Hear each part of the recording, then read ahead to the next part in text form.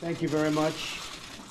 We appreciate it. ঘটনাবহুল ঐতিহাসিক আলাস্কায় মুখোমুখি হচ্ছেন প্রেসিডেন্ট ট্রাম্প ও পুতিন। ইউক্রেনের রাশিয়ার যুদ্ধ বন্ধ নিয়ে বিশ্বের দুই ক্ষমতাধর নেতার বৈঠকের দিকে তাকিয়ে এখন বিশ্ব। That will continue.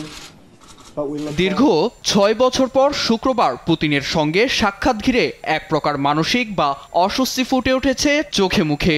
বৈঠক নিয়ে সাজাচ্ছেন নানা পরিকল্পনা, কিন্তু তার কিছু আচরণেও এসেছে লক্ষণীয় পরিবর্তন। পুতিনের মধ্যেও পরিবর্তন এসেছে কিনা এমন প্রশ্নও রেখেছেন গোয়েন্দা সংস্থা ও ঘনিষ্ঠ ব্যক্তিদের কাছে।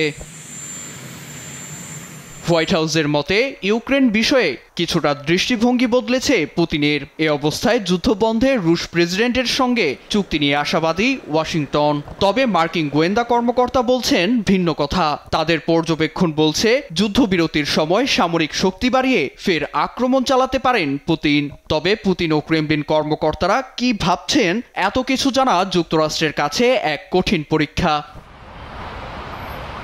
ইইউ নেতাদের মতে পুতিন নয়, বরং পরিবর্তন এসেছে ট্রাম্পের মধ্যেই। তাদের মতে ক্ষমতা গ্রহণের শুরুর দিকেই ট্রাম্প রাশিয়ার ফাঁদে পা দিয়েছিলেন। পুতিনকে যতটা সহজ ভেবেছিলেন মার্কিন প্রেসিডেন্ট, বর্তমান পরিস্থিতিতে বলছে ভিন্ন কথা। কারণ এখন পর্যন্ত পুতিন জেলেনস্কিকে এক টেবিলে বসাতে ব্যর্থ তিনি। একদল মার্কিন বিশ্লেষকের মতে পুতিন বিশ্বাস করেন ইউক্রেন যুদ্ধে তার জয় নিশ্চিত। শান্তি চুক্তি অর্জনে সাবেকে দুর্ধর্ষ কেজিবি কর্মকর্তার এমন ভাবনা বড় বাধা হয়ে দাঁড়াতে পারে। নীরব দাস, নিউজ ডেস্ক, দেশ টিভি।